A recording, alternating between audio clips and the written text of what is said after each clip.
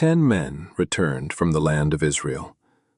They all saw the same cities, the same giants, the same challenges. Yet somehow they came back with two completely different conclusions, and history would prove that only two of them were right. The nation listened to the reports carefully. The 10 leaders were respected, trusted, experienced. And the fear they spoke spread quickly. One family after another began asking the same question: what if we cannot do this?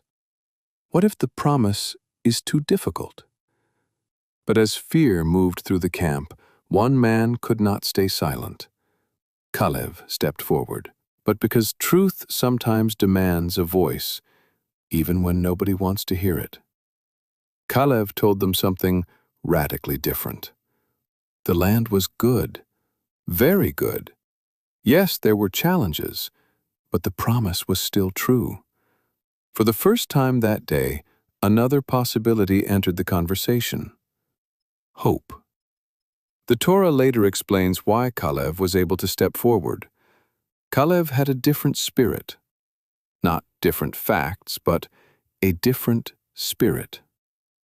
The other spies saw obstacles and concluded defeat. Calev saw the same obstacles and remembered Hashem.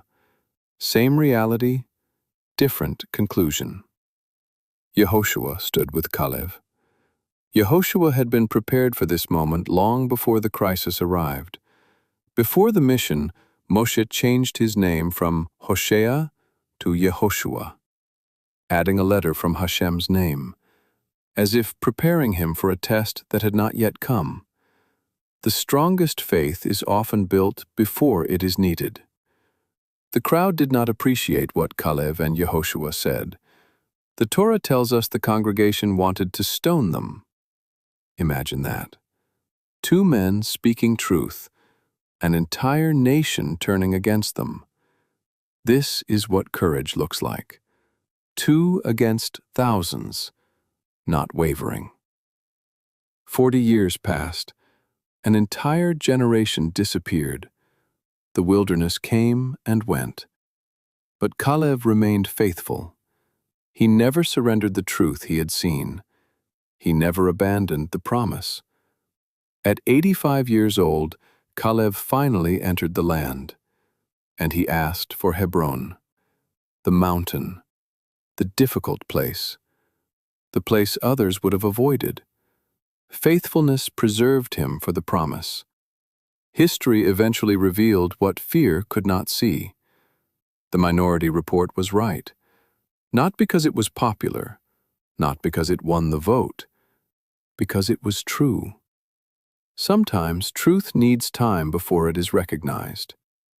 Most people think courage is standing with everyone else. That is easy. Real courage is standing alone when your convictions remain intact. Real courage is remaining faithful when approval disappears. Real courage is refusing to surrender what you know is true. Every generation faces its own Calev moment, a moment when fear becomes popular, a moment when the crowd moves one direction and conscience points another. And perhaps every individual faces that too. So where in your life are you being asked to have a different spirit, to stand in truth? Tell me about your Calev moments in the comments below. If these Torah reflections touch your heart or bring meaning to your week, please consider supporting this project, sharing Torah wisdom and Jewish values.